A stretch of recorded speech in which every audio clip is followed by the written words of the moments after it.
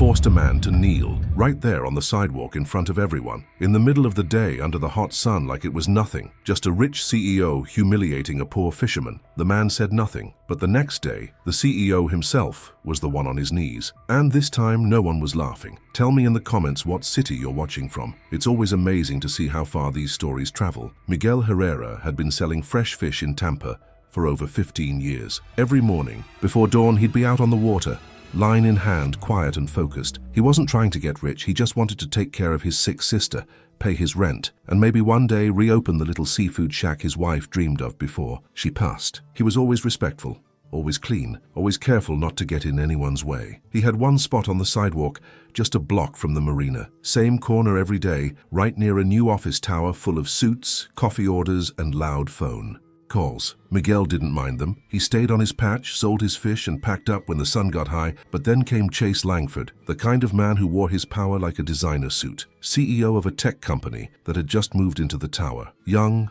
loud, always looking for attention. One morning, during a staged press shoot outside the building, Chase spotted Miguel kneeling by his cart, gutting a fish. Chase didn't hesitate. He walked up, flicked his cigar, and told Miguel to clean the sidewalk. "You're stinking up the street," he said, smirking. "Kneel and clean that mess or I'll have you arrested." People stopped. A few pulled out phones, but no one said anything. Miguel said nothing either. He just looked up, slowly lowered himself, and started scrubbing. His knees hit the pavement, his back hunched, the sun beat down. Chase laughed and walked away. That video hit the internet that night. At first it got a few hundred views, then 1,000, then tens of thousands. By morning, local news had picked it up. CEO forces street vendor to kneel. But what no one expected was what came next. A man from New Orleans shared a photo in the comments, an old Marine unit from Iraq. One of the men was clearly Miguel. Dozens of veterans confirmed it. Miguel had saved an entire squad when their convoy was hit, dragging wounded soldiers through gunfire, Bronze Star, honorable discharge.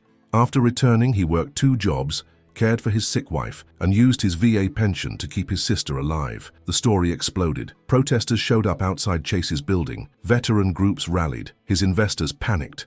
Reporters swarmed the sidewalk where Miguel usually stood, but he wasn't there. That afternoon, Chase walked outside to try and calm the chaos. He stood in front of the crowd with prepared lines, but they didn't want words. They wanted him to face what he did. And then something changed. Chase's voice cracked. He looked down at the exact spot where he made Miguel kneel. He lowered himself to the ground. His knees touched the pavement, but Miguel still wasn't there, because Miguel didn't need revenge. He didn't want cameras or apologies. He was at the VA hospital, sitting by his sister's bedside, holding her hand while she slept. When asked later what he thought of the whole thing, he just said, "I've seen what real battles look like. That sidewalk? That wasn't one of them." The city issued an official apology.